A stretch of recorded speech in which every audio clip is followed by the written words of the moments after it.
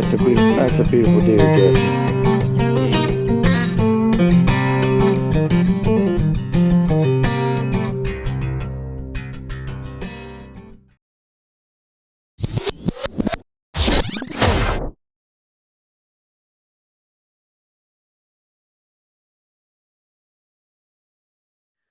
All right, y'all. What's going on? I'm Jesse with Carolina Whitetails, and I appreciate you checking us out for another episode of Indoors Edition. My guest today was a licensed hunting guide for 15 years and a Realtree cameraman for 9 years. You've seen him in several different hunting shows, including Realtree, Road Trips, and on Bone Collector as one of the hosts. And as far as I can tell, there's never a dull moment in the deer camp when he's there. My guest today is Nick Mundt. Nick, what's going on, man? Hey, how you doing, brother? It's good to be here, Jesse. I appreciate you coming here and talking with me. How have you been getting along with all this COVID stuff going on? Man, we've been doing pretty good because we live out in the country. So, we've just been kind of staying out of stores and just kind of trying to stay out of harm's way. But, it hasn't been too bad. We've had a lot of friends that have actually gotten it and stuff, but we've been kind of keeping to ourselves. So we've been pretty good. I have asthma myself, and so I don't, I'm a little bit nervous about it, but I don't know. I think for the most part, it's kind of blown out of proportion, but I don't know. That's yet to be seen, I guess. Yeah. Yeah, I think it'll pass, but it's going to take a little bit more time, I guess. Well, how is it affected? I know you travel to different states and you hunt all over the place. How has it affected your traveling? On the hunting side of things, we pretty much went business as usual last fall. I pretty much hunted hard all through September and October, and then shot my biggest buck ever in Kansas, a 210. Wow. With my bow. And then kind of after Kansas was over right there at the beginning of November, I just kind of called it quits for the year, hung around the house. We had relatives coming. We built a new home, so we had relatives coming to stay for Thanksgiving and Christmas. So, I didn't want to take a chance on getting sick and spoiling the holidays. So I just kind of hung around the house. We did a little bit of hunting around here in Minnesota and just kind of kept it low key. So didn't affect me too bad. It's kind of affected the show circuit this time of year. Every year we're doing appearances and we do banquets and appearances at sporting goods store, and then of course all the trade shows that we do. And so that's all but quit. So we don't have hardly any of that this year. So that's that has its ups and downs. From a money standpoint, we make extra money doing those, but also from the standpoint of been traveling for the last 20 years, so it's kind of nice to sit around 1 year. Yeah, I was going to ask you about that. The outdoor shows and stuff. I know around here the Dixie Deer Classic has been canceled. I saw y'all out there last year. I got my picture back here that I keep up here with y'all. I see that. Yeah, I saw y'all for the first time last year. So most of the shows are canceled. I mean, is it just, all I know is the one that's around here, the Dixie Deer Classic. Are most shows across the country canceled? Yeah, they are.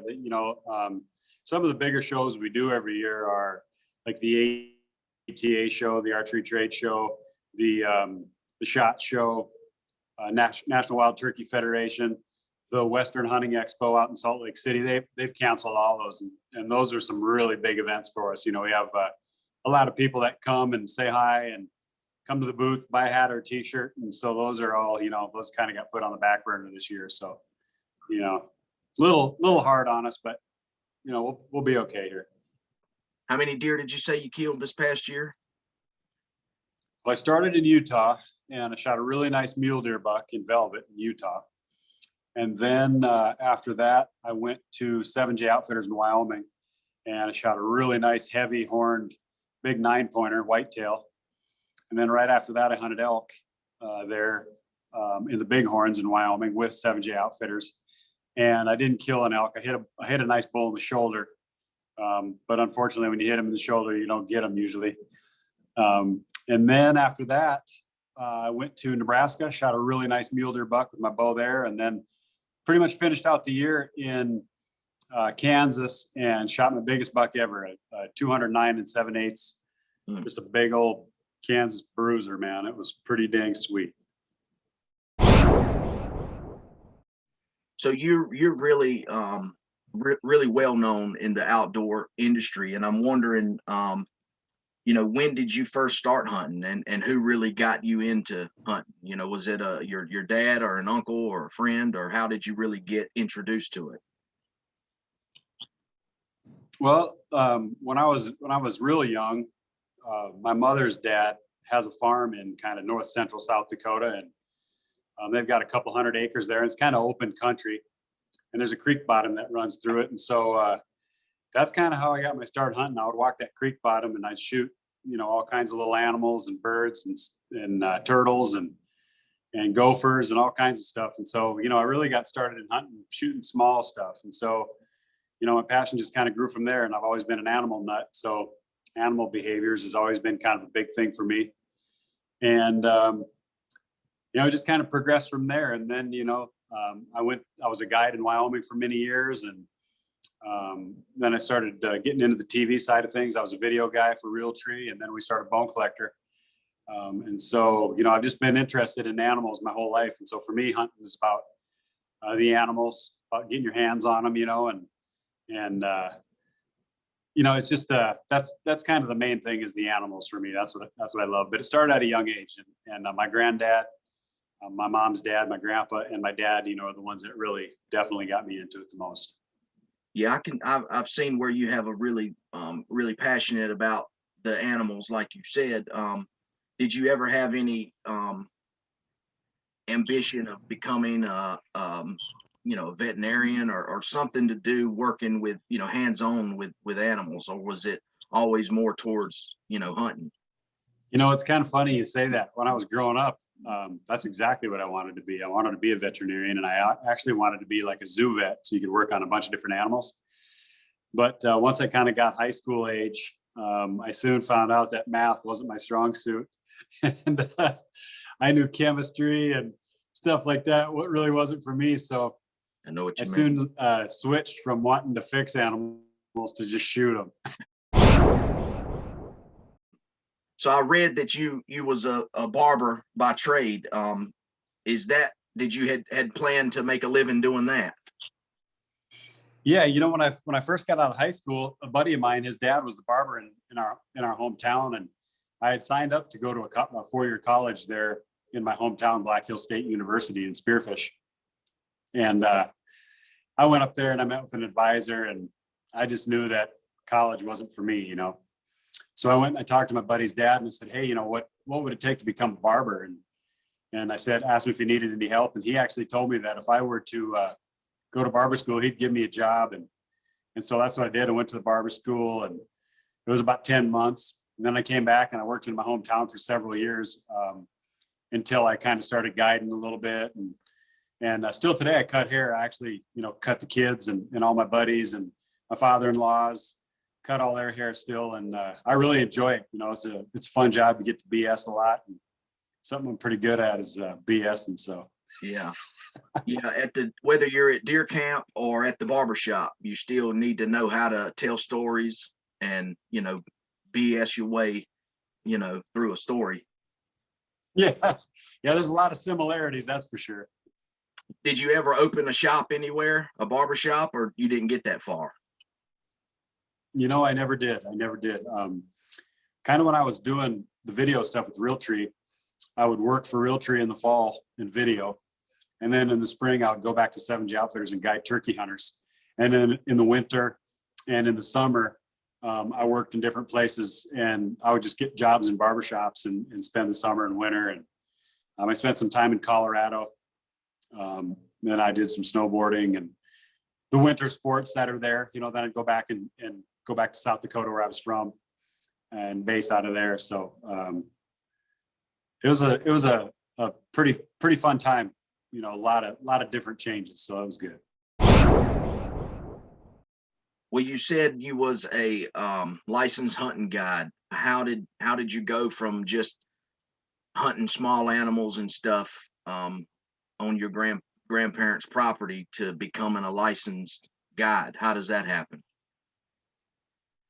Well, a lady that I was kind of working with at a barber shop in Sundance, Wyoming, her husband was an outfitter in Montana. And so I was just kind of showing him some of my picture books and stuff, some of the animals that I had shot.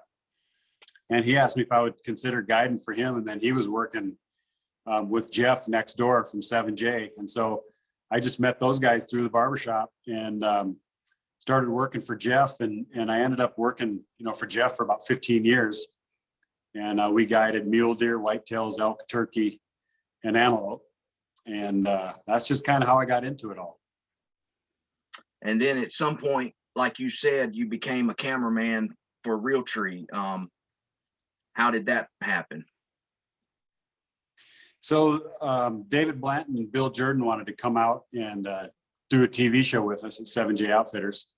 So we let them come, and I was guiding David Blanton. And just the very first day of the hunt, in September, you have a lot of time. So I sat him down in the middle of the day, and we watched a bunch of videos that I had filmed, turkey hunts with the kids and my clients, and then a bunch of the kids' deer hunts and clients' hunts. And David Blanton was like, "Dang, you're on a good camera. Would you consider coming to work for us?" And I said, "Heck yeah." So it just kind of all fell into place that way. And then I went to work for Realtree, and I worked there for 9 years as a freelance guy. And so I was busy the whole fall. Ran around with Bill Jordan for about 5 years, just went everywhere he went, and it was pretty fun. Got to see a lot of country, got to meet a lot of cool people, and hunt with a lot of good outfitters, So those are some fun times. So you said you ran around with Bill Jordan. Did you specifically film, like, was you the cameraman just for him or just for one person, or did they move you around to different people? A little bit later on, when I was working there, a little later on, I kind of skipped around with different people. They'd send me out, and bring back a show with different people. But in the beginning, I was pretty much with Bill all the time. We just, we hit it off good, and we had a good time together. And I just kind of was Bill's right-hand man there for several years. And, I got to everywhere we went, I flew with Bill on his airplane, and we'd go from one place to the next. And it was really a fun time. Bill's a great guy. He's built a great company in Realtree, and he's definitely a grandfather of the hunting industry. So he was a good guy to work for. Eventually, you go from being behind the camera to in front of the camera. How did that progress? Well, we had started Realtree Road Trips in the early 2000s, and we did that for quite a while. Michael was the host of it, and I was lucky enough to go on a bunch of hunts with him, kind of as his kind of sidekick in camp. I would always video whoever he had for a guest, and then our main producer, camera guy that was there at the time, he would kind of film us messing around in camp, playing wiffle ball, and just having fun and showing the camp life that nobody really ever got to see. And so we just kind of changed the way that outdoor TV was filmed. Our style was a little bit different, and our personalities really meshed well, and people enjoyed them. And so one day Michael came to me and said, "Hey, it's time for us, we need to start our own brand and go out on our own, and I want you to come along with me and help me host this TV show." And I said, "Hell yeah." So we just took a leap. It's Michael owns the company. He's the one that, he put his neck out in the beginning and put all the money forward and started it, and just had faith in me and T-Bone to come along and help on the ride, have fun, shoot some nice animals, but most of all, just promote hunting and show people what it is to be a hunter, and, not make excuses, just go out and have a good time and show the people what hunting camp's all about, the fun, the ups and downs, and the warts and all, we like to call it. Yeah, when I was talking to T-Bone last week, we was talking about when he first started doing those skits with Jeff Foxworthy in the Monster Bucks videos. And we was talking about how that was kind of different and how that really changed hunting videos. And he said, which I agree too, that it was really the Realtree road trips that really changed the way that people watched hunting videos. Because before they was, I was watching, I always watch a lot of older hunting videos. I watch them all the time. I enjoy them, different ones, different companies and characters. And they was really very rigid and very serious, and it almost seemed like something that was very unobtainable. Like, man, they kill these big deer. It's something that I can't do, and it never works out like that. But I think starting with the monster bucks with T-Bone, and then definitely the Realtree road trips with you and Michael Waddell, and it really changed the way people watched the hunting videos, because you added in the comedy, and you didn't take yourself so serious, and it showed a lot of the behind the scenes, and it made people feel like, man, these are just like me and my buddies cutting up. It's the same thing. Did you realize it at the time that you was really changing the way that people saw hunting videos? Maybe not so much right at the time, but we definitely had the idea to show a different style, and that was something that we were really proud of, is just bringing hunting, the behind the scenes to it, the travel and the camaraderie in camp. And it's just a whole different mindset for the camera guys, because the camera guys got to be working all the time. They got to have the camera on and anticipate conversations and funny stuff that's coming, because you can't really redo that, so Right. We just went into it with a mindset that it was going to be a lot more labor intensive for the camera guys. And so that's where it really shined, because we were always doing that anyway.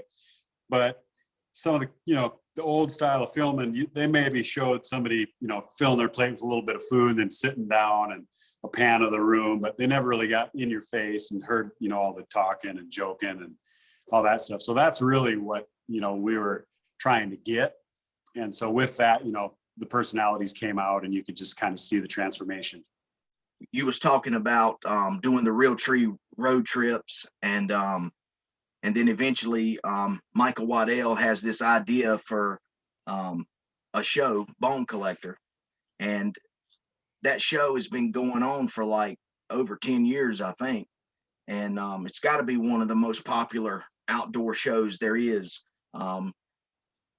Had y'all been previously, friends and hunting together before that show? I mean, y'all knew each other before that? Yeah, basically, Michael and I met in probably about 2008, I think is when it was.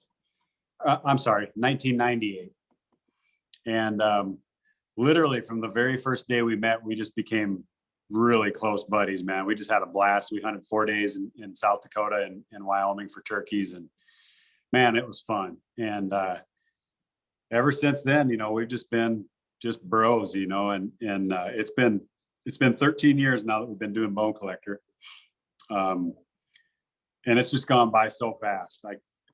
I can't even tell you how fast it's gone, man. It's just been crazy. I wanted to ask you about,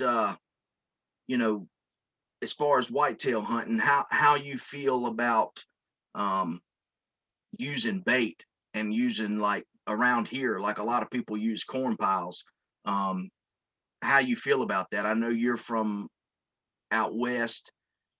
Here in the South, it's legal, and it's popular. But I know in some other parts, it's sometimes looked down upon.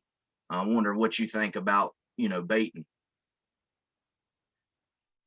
I'm all for it. I mean, I think it's a great way to hunt. I think it's a great way to get kids involved in hunting. I think it's a great way to manage your deer, get pictures of them, take an inventory. I've hunted different places with and without, bait, and I don't know. There's just something about it. I enjoy it. I don't think there's anything wrong with it. I don't think it's any different having a corn pile or having a food plot that they come to. Or, say you'd grow a cornfield and then chop it down and cut it, and they're still going to come and eat it, and in some places that's legal. That's not legal to put out corn. I'm for it. I think it's an okay thing. And, most of these states, they want deer shot, they have a season for a reason. They want to get deer killed. So deer numbers are taken down, and any person can only kill a certain amount. So I just, I don't see what it hurts to have it. I just think it's a fun way to hunt. If you're on a small property, sometimes not everybody's got 200, 300, 400 acres to hunt. So if you're on a small property, it might, help get deer onto your property. I think there's definitely more upsides than downsides, Yeah, I think that's what it really comes down to, as far as the size of the land that you're hunting, because especially around here, there ain't that many people that have several hundred acres to hunt on. Usually it's just a few acres. So in other parts of the country, I think, Yeah. maybe it's more common for people to have a couple hundred acres, even thousands of acres. But here it's the size of the land is a lot smaller. And if not for a corn pile, and that, just because you have a corn pile, I think it doesn't mean automatically that you're going to kill a deer. But you may not ever see a deer in some places if not for the corn pile. But I see both sides of the argument. Exactly. And I agree. And that's how it is here in Minnesota. You can't feed here in Minnesota. But everybody's got these little small properties, everybody's got 20, 15, 30 acres around where I live. And it would make people more successful. And so with that, what happens is when the season comes, everybody's got to do drives, and they've got to, push the deer around and all this kind of stuff just to get a deer. And so I think if people could actually have a corn pile out, they could sit on their property and let the deer move to them. Number one, the bucks would get older, because everybody that's shooting bucks is, they're pushing them and they're shooting them running. They don't judge them. They don't, try to age them or anything, which is fine too. Hunting is what it is for everybody has their own, what they like, but, I just don't see anything wrong with it. I know in some places they're worried that it's going to spread disease, but if you've ever watched deer interact, they're real touchy. They lick each other. They touch nose to nose a lot. I mean, they're a touchy feely type of animal. So I don't think that's a, valid deal. I just think, some people just don't want, some states just don't want you doing it. I don't understand why. So I've seen you hunting a lot of different types of animals. Other than whitetail, what would you say, your favorite animal to hunt would be?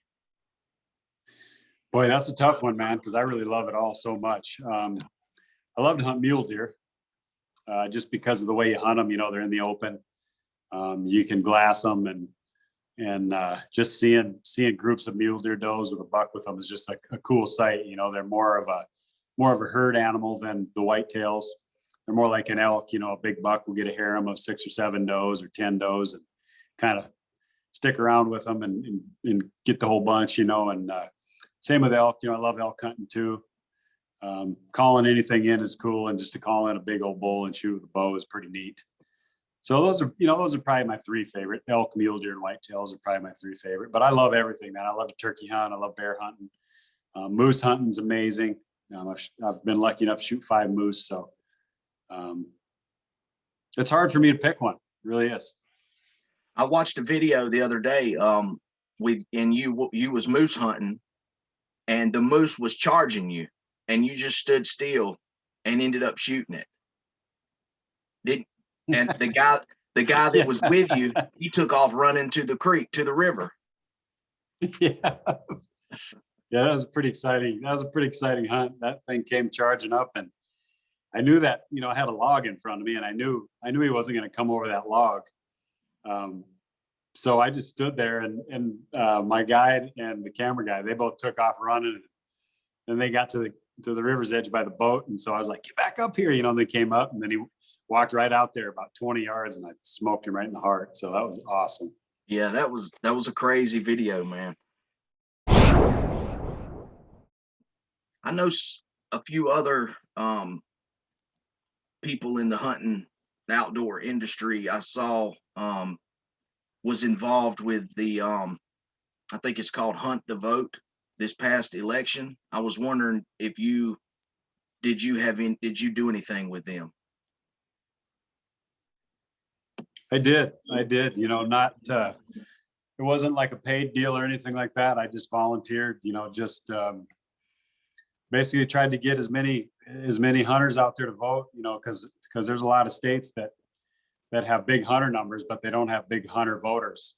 And so, you know, that was kind of the push, was to get people registered that hadn't voted in a while or had never voted, get them registered and get them voting, because, you know, in a lot of those states that were so close, just for instance, Wisconsin, Pennsylvania, Ohio, Texas, you know, Michigan, those are huge states, man, and huge hunting states. And so if we could have got a lot of those hunters to turn out to vote, you know, we would have not only had maybe a loss or a small margin of victory, but you know, if we would have got all the hunters out to vote, we would have had landslide victories. And I think things would have been different. But I don't really know. I don't really probably agree with the election results anyway. So I think we did a good enough job. I just think we got the shaft. Yeah, I agree with you. I was wondering if you had received any pushback or anything negative from speaking out about anything political. No, you know, and I just kept it pretty, you know, with Hunt the Vote, you kind of have to keep it, you can't really pick a candidate. You just have to encourage people to get out and vote. And that's what I did for Hunt the Vote. But on my own time, you know, I think everybody knows that I was, you know, trying to vote for Donald Trump. So, and get people to vote for Trump. So I don't think there's any secret about that. And I never got any backlash from anybody. In fact, you know, I still just can't believe the results, to be honest with you. I just cannot believe it. It just does not sit well with me. And I just do not believe it. Well, you're somebody that is on these TV shows and stuff like that.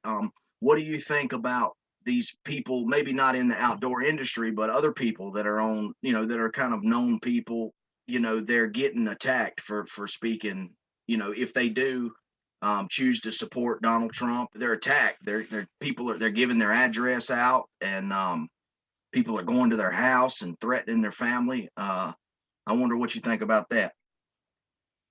Yeah, I don't think there's any place for that.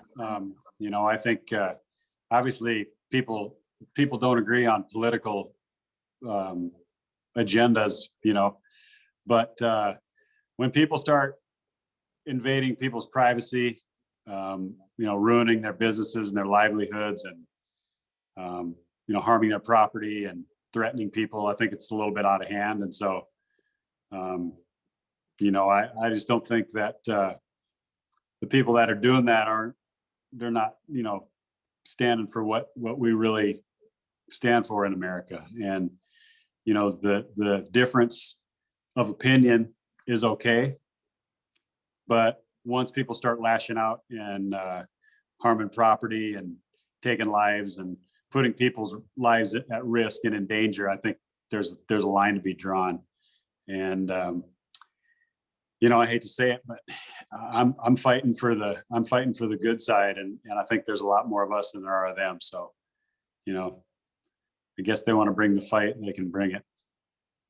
Yeah, I think there is a lot more of us than them, and that's why, you know, I'm really glad and I respect people like you that that stand for things that we believe in, because a lot of times it seems like we may be outnumbered because they're the ones screaming the loudest and causing so much chaos, and so it's good to have people like yourself that's out there in front of the public that speaks on behalf of people like us. You know, I really respect that. Well, I really appreciate that. You know, I'm lucky to do this, and you know, my main objective is to help sell hunting licenses and getting as many people involved as we can. But, you know, I've never taken an interest in politics like I have this last 4 years. And I just really believe we had the right guy in there. I think he did great things for America. He's a guy that, you know, didn't need all this. I mean, he was wealthy. He could have just kicked back and enjoyed the rest of his life, but he saw some things that needed to be changed. And I think a lot of people agreed. And so when America went, you know, straight back to the top, you know, people respected us again. You know, our industry was coming back. Our economy was booming. Our stock markets were higher than they've ever been. I mean, things are rocking. And I don't think anybody can argue with that. But, you know, some people just didn't like, you know, maybe like the attitude or the tweets that came out. And so people look past the policy and they go more towards the just disliking somebody because of what they say or their actions. And I think the policy speaks for itself. I think things in America were great. And, you know, that's just what I liked. And that's what I was hoping for again. But, you know where we're at now. Yeah, I'm like you. I'm not sure how it went that way, but maybe, you know, maybe we'll figure something out here in the future, because I think something was funny, but we'll see. Yeah, me too, brother. Yeah, and you never know. I mean, hopefully, you know, you hear all these conspiracy theories and all this stuff that's supposedly going on behind the curtain, but we'll find out, won't we? Yeah. Well, man, I'm going to wrap this thing up. I really appreciate you giving me the time to talk to you for a few minutes and, you know, to talk hunting and fishing and politics and outdoor stuff. I was going to see if you had any websites or social media pages you could give us that, you know, we could check out. Yeah, for sure. You know, you can check all my social medias out. Instagram and Twitter are at Nick Mundt. My Facebook page, I have a Nick Mundt Facebook page. Follow it. And I'm recently getting ready to open a new booking agency. So anybody that's looking for any hunting trips of any kind, you know, I have basically everything all over the planet you could ever hunt. You know, I got whitetails, mule deer, elk, turkeys, moose, sheep, you know, everything. So if anybody's looking for any kind of a hunt, you can send me an email. It's nick@nickmundt.com. I have a new website up pretty soon. It's themuntagency.com, and you can go there and scroll through hunts. You can buy gear. It's not quite ready to go yet. It is up, but I've got just a couple more weeks and it'll be really live and ready to go. So that's what I'm doing, is just trying to get people on good trips, you know. So if you know a group that want to go on an elk hunt or an antelope hunt or whatever, just send me an email, nick@nickmundt.com, and I can help get your group lined up. And I pretty much have, you know, hunts for all budgets. So if you're on a limited budget, or you want to spend some good money and go on a pretty high fluting hunt, you know, for some of the species that cost a little more money, send me an email and or a message on any of my social medias, and we'll get you lined up. We got some great hunts. We work with the best outfitters in the business. All right, man. Well, like I said, I really appreciate you coming on here and talking to me. Folks, that's it. I appreciate y'all checking out this video. And again, I appreciate my guest, Nick.